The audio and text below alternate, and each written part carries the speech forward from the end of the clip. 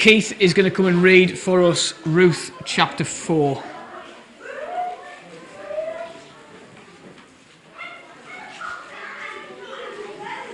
Thanks, Keith. Right, we're in Ruth chapter 4, final chapter of Ruth, beginning to read in verse 1. Meanwhile, Boaz went up to the town gate and sat there just as the guardian redeemer he had mentioned came along. Boaz said, "Come over here, my friend, and sit down." So he went over and sat down. Boaz took 10 of the elders of the town and said, "Sit here," and they did so. Then he said to the guardian redeemer, "Naomi, who has come back from Moab, is selling the piece of land that belonged to our relative Elimelech. I thought I should bring the matter to your attention and suggest that you buy it, in the presence of those seated here, and in the presence of the elders of my people. If you will redeem it, do so. But if you will not, tell me, so I will know, for no one has the right to do it except you, and I am next in line." "I will redeem it," he said. Then Boaz said, "On the day you buy the land from Naomi, you also acquire Ruth the Moabite, the dead man's widow, in order to maintain the name of the dead with his property." At this, the guardian redeemer said, "Then I cannot redeem it, because I might endanger my own estate. You redeem it yourself. I cannot do it." Now, in earlier times in Israel, for the redemption and transfer of property to become final, one party took off his sandal and gave it to the other. This was the method of legalizing transactions in Israel. So the guardian redeemer said to Boaz, "Buy it yourself." And he removed his sandal. Then Boaz announced to the elders and all the people, "Today you are witnesses that I have brought from Naomi all the property from Elimelech, Kilion, and Mahlon. I have also acquired Ruth the Moabite, Mahlon's widow, as my wife in order to maintain the name of the dead with his property, so that his name will not disappear from among his family or from his hometown. Today you are witnesses." Then the elders and all the people at the gate said, "We are witnesses. May the Lord make the woman who is coming into your home like Rachel and Leah, who together built up the family of Israel. May you have standing in Ephrathah and be famous in Bethlehem. Through the offspring the Lord gives you by this young woman, may your family be like that of Perez, whom Tamar bore to Judah." So Boaz took Ruth and she became his wife. When he made love to her, the Lord enabled her to conceive, and she gave birth to a son. The woman said to Naomi, "Praise be to the Lord, who this day has not left you without a guardian redeemer. May he become famous throughout Israel. He will renew your life and sustain you in your old age. For your daughter-in-law, who loves you and who is better to you than 7 sons, has given him birth." Then Naomi took the child in her arms and cared for him. The women living there said, "Naomi has a son," and they named him Obed.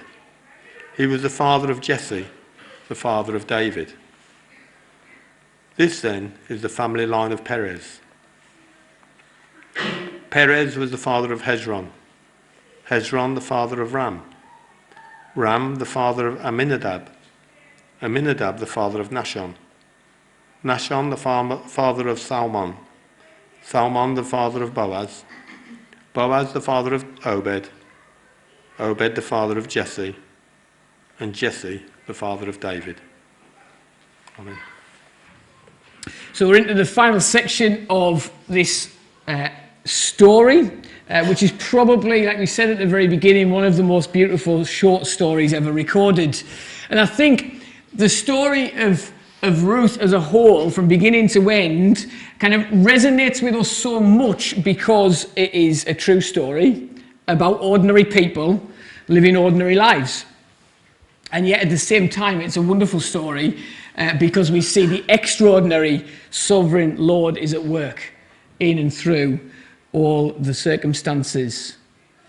And the other thing that's brilliant about it is we see that this little story plays an essential part in the biggest story of the world, of the human race, of God's plan of redemption. And you'll have noticed as Keith read and as you followed it through in your Bibles that either the word redeem or redeemer is kind of all the way through chapter 4.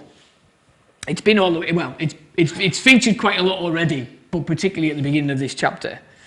And it is, as we see that, at least in part, how we see this story as part of the big story of God's promised king.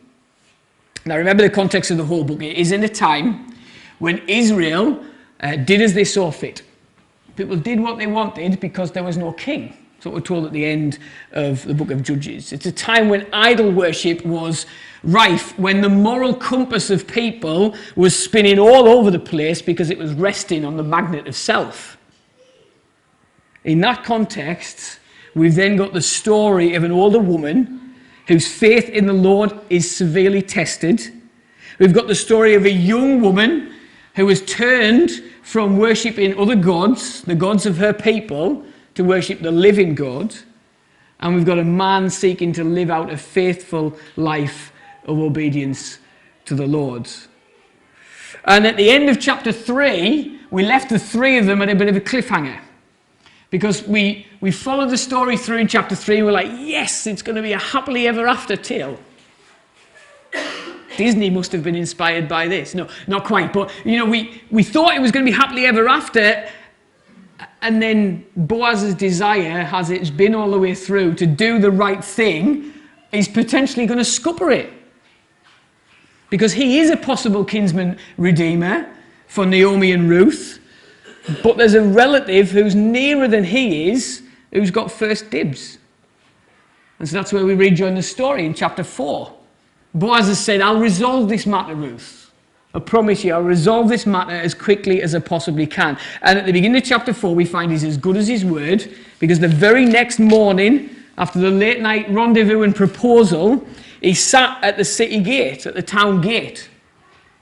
And the town gate was the place where business was conducted, a place where decisions would be made, where things would be rubber stamped in the presence of the elders of the town or in the presence of various witnesses.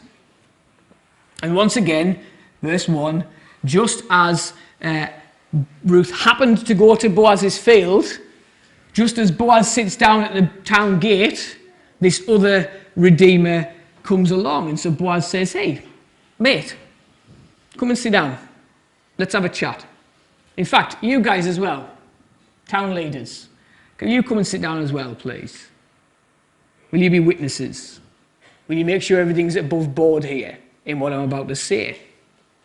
And notice they do exactly what he says. All these elders of the town, these leaders, would be the local council effectively, when Boaz requests their presence, they don't go, nah. They're quite happy to come and see Boaz. They've got no doubt that Boaz is a man of standing, like we learnt in chapter 1. And we said it could mean he's wealthy or of good reputation or of a good moral character.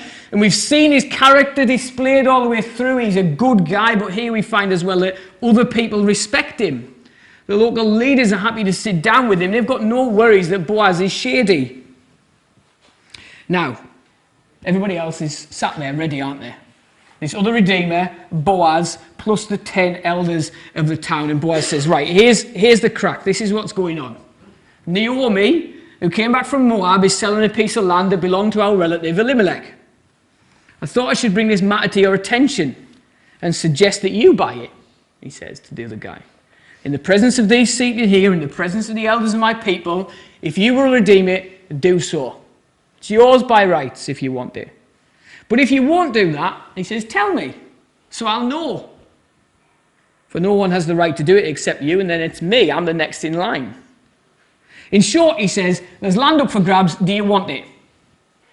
There's land up for grabs. Do you want it? If you do, it's yours. Now, I remember living in London, going back, 15, 16 years now. And I remember binge watching a season of 24. Anybody watch 24?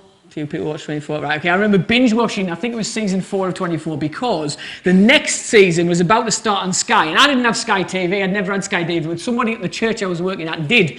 So I binged watched season 4 in a week, and then on that Sunday night, at 9 p.m, when the new season was about to start on Sky, we were going to gather. We'd have our evening service at church, we'd hang out together, we'd watch the first episode of season 5 of 24. And so we gather together, and you start watching the episode, and there's all the main characters here, and you think, oh great, this is all going really well, and things seem settled, and then bang, within the first 5 minutes, 2 of them are dead, and one of them's on the run. And so you get to the first ad break, which is about 7 minutes in, and you're just like, you're shell-shocked. What's going on? At this point, knowing what we know about Ruth and Boaz, knowing what's happened in the previous chapters, we're on the edge of our seat because we want them to live happily ever after, but this other guy could ruin the whole thing. And so when this other kinsman redeemer says, yeah, okay, I'll have the land, we're all thinking, right, no, don't do it. We don't want you to have the land because we don't want you to marry Ruth. We want Boaz to marry Ruth. What's going on? If it was on the telly, it'd be one of these things where you scream out loud in your living room and then think, what am I doing? I'm watching a television programme. But it's almost like that. As you read this chapter 4, you're thinking, no, don't do it. Boaz wasn't such a nice guy. We wouldn't be in this position. But he is, and we are. But Boaz is a nice guy, but he's not daft either. And he's not deceptive. Look what he then says afterwards. He follows up with the rest of the information. He says, look, that's great, but this is a package deal. If you redeem the land, you've also got to redeem Ruth. You've got to provide an heir for Naomi through Ruth so that the family name of this dead man can continue. Very quickly, the other kinsman redeemer backtracks because he says that he knows what this is going to cost him. Not only is he going to have to outlay for the land, which is fine, he was happy to do that, pay for the land, buy it back so it could be his. His words here, yeah, but if I do the rest of this, I might endanger my own estate, he says. Now, it was obviously accepted that you couldn't have one without the other. He didn't have an option, this guy, of just taking the land and not taking Ruth. Because if that was an option, he would have fought his corner, wouldn't he? He'd have gone, hold on a minute, I don't want to do both. I only want the land. You have Ruth, I'll have the land. But it obviously wasn't allowed to do that. It was all or nothing. Maybe that's why the witnesses needed to be present. Maybe that's why Boaz made this discussion public, so that there was no way that he could get this changed. Either way, though, we breathe a sigh of relief, right? Because Boaz is now in pole position. Boaz can have the girl and the land. And so then the deal is done, and we read that he takes off a sandal, which sounds a bit weird to us, but it was obviously the equivalent of a handshake or signing on the dotted line. Now, even by the time this was written, that custom didn't exist anymore. That's why you get the footnote or the note in verse 7 to say, now in earlier times in Israel, for the redemption and transfer of property to become final, one party took off a sandal and gave it to the other. This was the method of legalizing transactions in Israel. So it was obviously an older custom that then passed out and was replaced by something else. And it's alien to us. I've never seen any of you give each other a shoe when you're swapping anything over. But that's what they used to do, pass their shoe over. Anyway, it's done. The deal is done. Now at this point then, it's worth reminding, thinking about the attitude of the other unnamed redeemer, of some of the big characteristics we've seen in this story in the characters, and be challenged again by them. See, the issue for the other redeemer, we don't know his name, we've got no idea who he is. He doesn't want to risk his own estate. He is not willing to take a hit for somebody else's benefit. This guy is mainly bothered about return on investment. He is looking for what he can get, as much as, if not more than, what he can give. Whereas Boaz has been generous throughout. He has been self-sacrificial throughout. Now, what we're not seeing here, in terms of the attitude of this other redeemer and the attitude of Boaz, is that if you're saving money, don't bother putting it in a high-interest account. Just stick it under your bed. We're not saying that, because that would be foolish. It's wise and savvy, if you've got money to invest, to put it somewhere where you're going to get more back. You're not losing out on that. But if we're only out for what we can get, then we're going to lack generosity. If as individuals we're only thinking about ourselves and what we leave to the next generation, then we're going to hold back and miss out on meeting the needs of people around us. We're going to miss out on investing in the gospel. Do our kids and grandkids need hundreds or even tens of thousands of pounds leaving to each of them when we go to glory or not? If as a church we're only thinking about our own fellowship, our own building, our own staffing needs, we will miss out on training other people and sending them off. We'll miss out on investing in other churches and other places, locally or nationally or internationally. In fact, we could say that by wanting return on investment materially, we will miss out on return and investment spiritually, because it is more blessed to give than receive. And without diving into it now, because I don't want to spoil a bit of it later, think about where the family line leads at the end of this book. Think about what Boaz was willing to do sacrificially for Ruth and for Naomi, and think what it leads to. Think about how Boaz is remembered, and then think about how this guy's remembered. We don't even know his name. And yet Boaz is in the family line of Jesus. After the sandal swapping sealed the deal, Boaz stands up and makes a public announcement. Verse 9 to 10, have a look. Today you're witnesses that I have bought from Naomi all the property of Elimelech, Chilion, and Mahlon. I've also acquired Ruth the Moabite, Mahlon's widow, as my wife, in order to maintain the name of the dead with his property, so that his name will not disappear from among his family and from his hometown. Today you are my witnesses. Notice in there, this public declaration by Boaz amounts to a marriage. And the bride's not even there. I'm not advising, if you're a single guy, that you should go out and announce a marriage without the wife being there. But it does show something interesting, doesn't it? This is why marriage ceremonies are public. Now, not from this story, but marriage ceremonies are public for a reason. They're not just a contract between two individuals. It's why you need witnesses to sign a register. It's why a congregation, when we have a wedding in here, is asked to commit to help the married couple walk through life together. See, marriage is not an individual project. It is a community project. It is not simply the plans and purposes of two individuals. Slight aside, but if you're married or considering getting married, remember that whilst you have a one flesh union, whilst you are in a special relationship that shouldn't be broken and shouldn't be replicated with another person, you're not supposed to be alone in it. Marriage in a broken world between broken people is tough. And we all need help and wisdom and advice and support and prayer. So don't be scared to admit when you're struggling, and seek other people out to help you with it. Moving swiftly on, have a look at what the response of the elders is who are gathered around. Their response amounts to a prayer, doesn't it? Verse 11 and 12. May the Lord make the woman who is coming into your home like Rachel and Leah, who together built up the family of Israel. May you have standing in Ephrathah and be famous in Bethlehem. Through the offspring the Lord gives you by this young woman, may your family be like that of Perez, who bore Tamar to Judah. Here is a prayer for fruitfulness under God's sovereign hand. Rachel and Leah, along with their maidservants, were the mothers of the 12 tribes of Israel. But in each of their situations, the Lord was clearly sovereign over their conception. Genesis 29, verse 31. When the Lord saw that Leah was not loved, he enabled her to conceive, but Rachel remained childless. Chapter 30 of Genesis, verse 22. Then God remembered Rachel. He listened to her and enabled her to conceive. The very next verse in our passage in Ruth, after we very matter-of-factly read that Boaz married Ruth and they had sex and she conceived and bore a son, it's framed by God's sovereignty. Now, it could be that Ruth wasn't able to have any children. So she was married to Mahlon for 10 years, but when he dies, there's no heir, there's no child. Maybe they couldn't have any kids. It seems to be what it's pointing to is that whatever it is, they're praying that God would sovereignly enable Ruth to conceive, so that there will be a member of the family line, so that Elimelech's family line can be kept. And verse 13, we find that God graciously does that. Now, I'm well aware that this is then a big issue, right? It's a really big issue.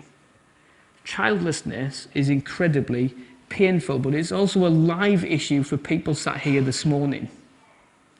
It is a very big and difficult subject to tackle, and in one sense, I didn't really want to tackle it this morning, but at the same time, I didn't want to skip over it and make anybody think it then wasn't mentioned or relevant to the text. I can't stand here and say I've got all the answers to the questions that you might have if that's an issue for you or somebody you know. I don't have the answers to them all. I definitely don't have the answer to why.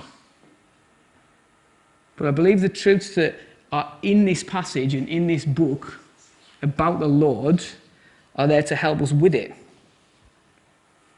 See, the Lord is displayed to be clearly sovereign from Ruth 1 verse 1 through to verse 22 of chapter 4. God's sovereignty is underlying the entire book. That much is clear from Ruth, but also from the rest of Scripture. But the Lord is also seen as good. That is abundantly clear in this book and in the rest of Scripture. And so when it comes to matters like this that are incredibly painful, we should grieve. There should be grief there should be mourning there should be lamenting there. And yet in and through each one of them, it is truths like the sovereignty of God, the goodness of God, that we have to hold on to when our hearts are struggling to see how they can be the case. We've still got to cling onto them. Big subjects like this should lead us to pray. Pray like the people of the town do, but praying like that doesn't mean that God will then answer yes either. But praying does mean we're laying it before the sovereign Lord and trusting him with the outcome. And as we pray, then we can listen and know how to keep going. The reality is that this truth really then flows out as a bigger truth about life and death. The reality is that the Lord is sovereign over life and the Lord is sovereign over death. His word makes it clear that he gives and he takes away. And so from conception we have life, and that life remains until the final breath is exhaled from our mouth or our nose on our deathbed. The Lord was sovereign over when and where you and I were born. He gives us every breath we take. And while we have breath in our lungs, the Lord then has something for us to do. The Lord planned for Ruth to be in Bethlehem, to meet Boaz, to marry him at just the right time so that Obed would be born. There's at least one reason, and there may be hundreds, but there's at least one reason why you're sat here today, living and breathing in this church service, in Hardwick Baptist Church, in Stockton-on-Tees, in England in December 2022. There's a purpose in it too. Even if you don't know exactly what that purpose is, there is a purpose in it. Because God doesn't leave anything to chance.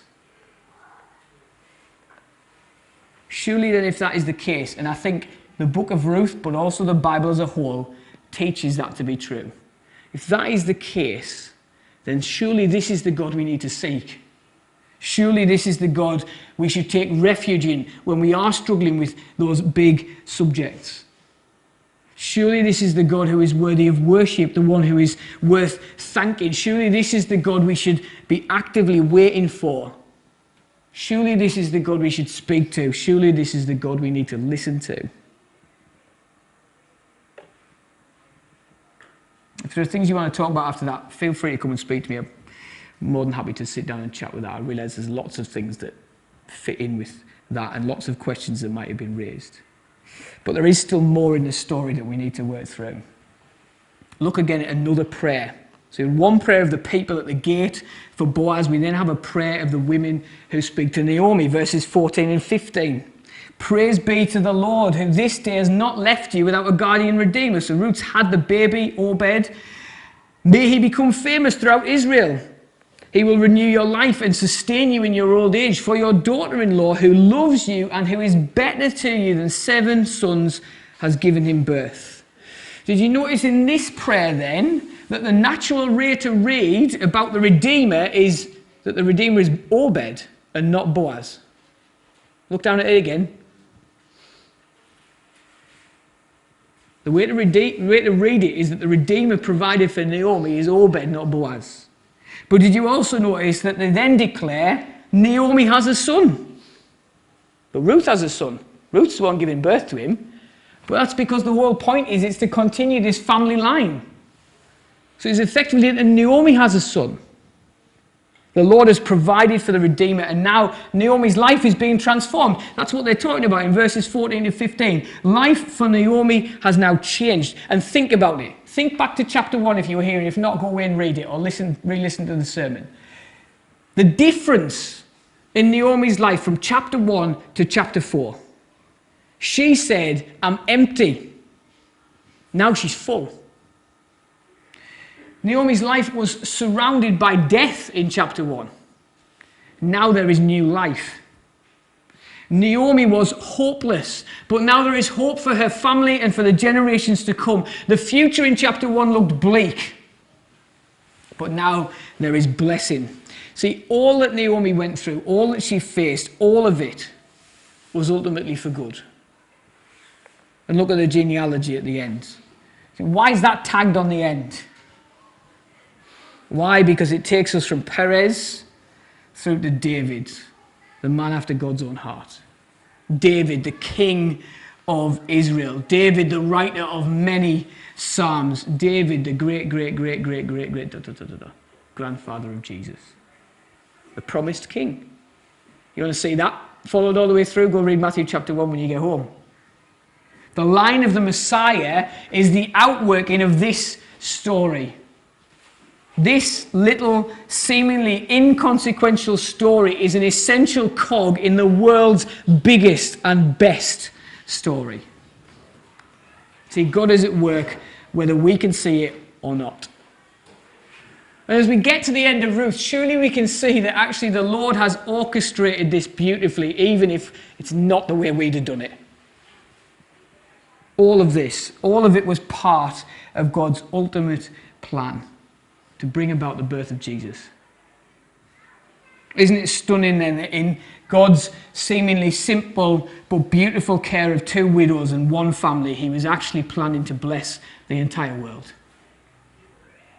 Isn't it amazing that in God's plan to redeem the nations, it involved the nations being brought into the family line of that Redeemer?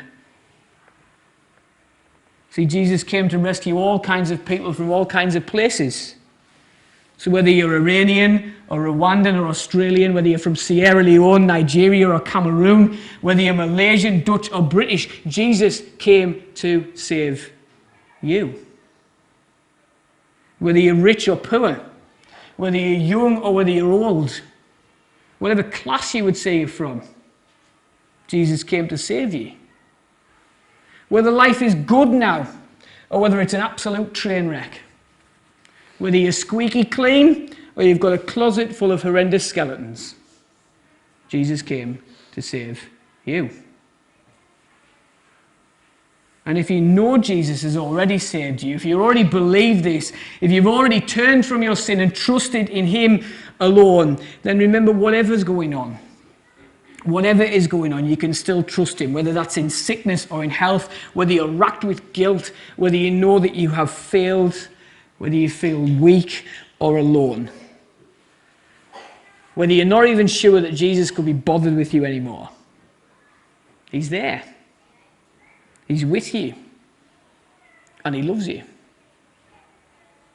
And as we said in chapter 1, when we struggle to see how suffering and evil can be part of God's good plan, when we struggle in the darkness and the pain to think, how on earth could any good come from this? It is to Jesus we have to turn again, and we have to look to the cross.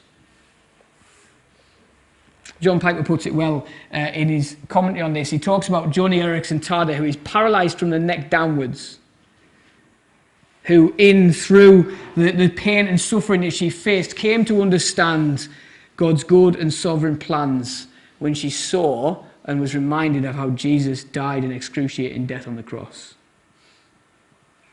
And after talking a little bit about that, this line is a helpful line. He says the pains of life are not exceptions of God's love for his children. They are expressions of God's love for his children. See, the gospel really is good news. The gospel is light in the darkness. The gospel is hope in the midst of despair. The gospel is joy when we are full of sorrow. The gospel is peace where there is conflict. The gospel is truth among lies and salvation from judgment. The gospel of Jesus says we can come to him at any time. And so maybe it is this Christmas when you need to take the message of Jesus Christ seriously, when you need to realize and come to believe and trust that Jesus was born in a manger to save you, that he left his throne in heaven. He left the worship of angels to come and be rejected by people. Maybe it is this Christmas when Jesus' love and kindness and generosity is made known to you, where you see it as he hangs on the cross, where he was condemned so that we could be freed, where he was punished so we could be blessed, where he was forsaken so we could be welcomed in.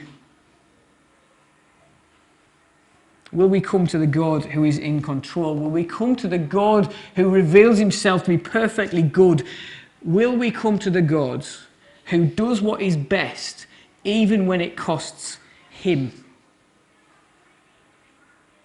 The message of the book of Ruth is that we can trust this God. We can trust the God of Naomi. We can trust the God that Ruth commits herself to. We can trust the God that Boaz faithfully serves. We can trust him because he is the God who does everything to rescue us from sin and to bring us to himself now and forever.